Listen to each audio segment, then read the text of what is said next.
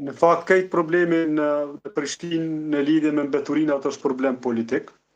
Është rezultati pa përgjegjësisë shkaktuar nga ana e përgjegjësve të kompanisë pastrimi, por edhe të udhëheqësve të komunës Prishtinës. Unë e çuditna se çysh zoti Reqica nuk jep dorëheqje deri tani dhe nuk tërhiqet, do të thotë, në formë të një shenje të si thuash, vullnetit mirë dhe të një dëshmie që po dëshiron që ti kontribuoj zgjidhjes dhe jo komplikimit.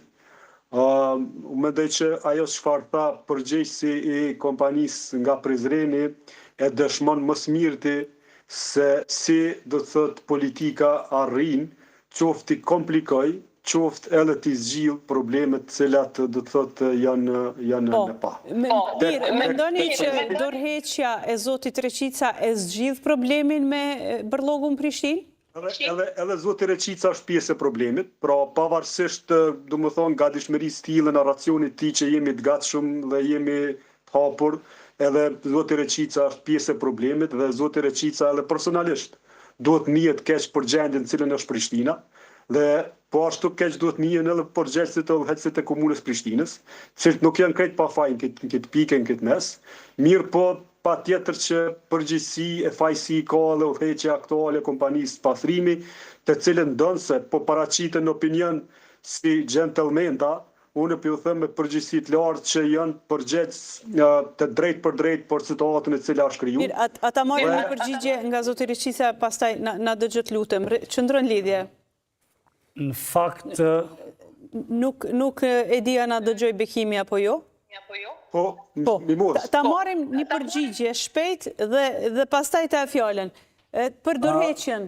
E para, këtë gjëja kemi ofru për informim të zotnisë, nuk e dita me më në falë. Bekim Salihu.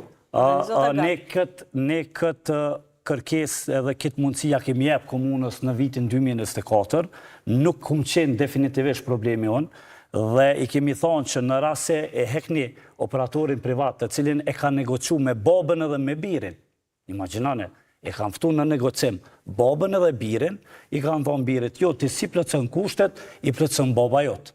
Me dy kompani ndryshme? Me dy kompani në negocim të mbyllur pa publikim. Dhe i treti që është ftu ka qenë një kompani që vetë komuna ka kërku me shti në listën e zezë. Do më thonë, për falsifikim dhe të njëjtin e kanë ftu në negocim. Dhe kjo ka qenë që, vishë të spjegoj, kjo ka qenë problematik. Dhe atër shqetësimi i punëtorëve që po e merë privati dhe problemi po del që është shishmu me privatin, për shkak se privati i ka marrë 1.2 milion euro për 6 muaj.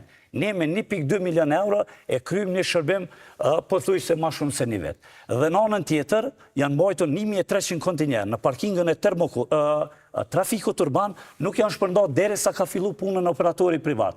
Dhe ju është lecu puna dhe ma shumë, derisa punëtorë tani kanë lonë kushtet me rushme me punu. Vesh të thëmë ta. Dhe ne, kër e kemi po që është problemi në i tilë, dhe na është thënë që po dojnë me bon një gjatë tilë, ne kemi një projekt të KFV-s Gjermane dhe Bankës Evropiane që e kemi fitu me kitë raportin e auditimit, i pa modifikuar i zyrës kontare të auditimit. As nuk e thët Bekimi, Brestovci, në falë, se jo për Bekimin, as kryetari Roma, asun. E thëtë zyra kontare auditimit, është pasyre pa modifikuar në nivelin më të lanë nga të këndër.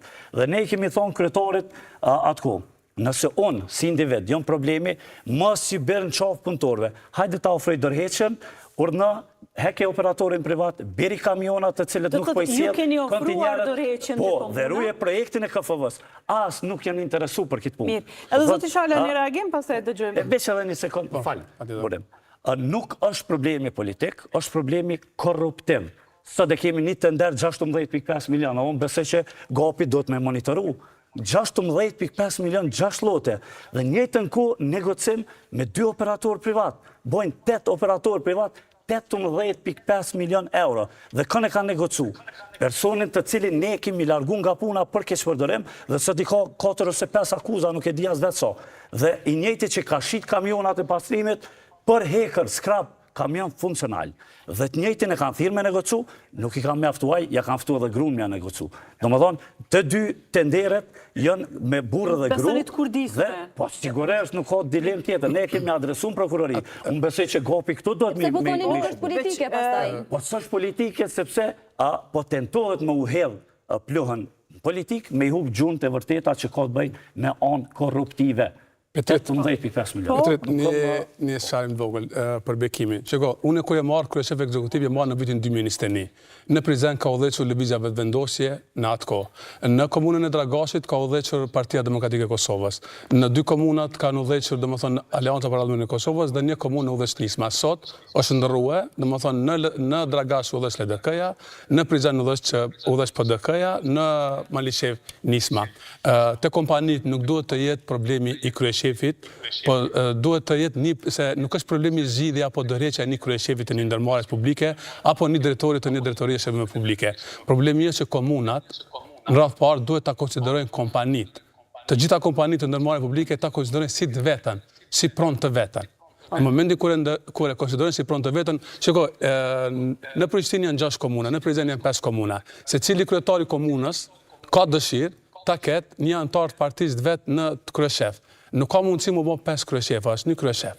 Aty nuk ka mundësi, prandaj duhet të jetë një bashkëpunim i mirë mes ndërmarrjes dhe unë veç du me marrë një shembull. Shiko, para vitit 2015, ndërmarrja e Korregjonit ka punuar për kompanitë private.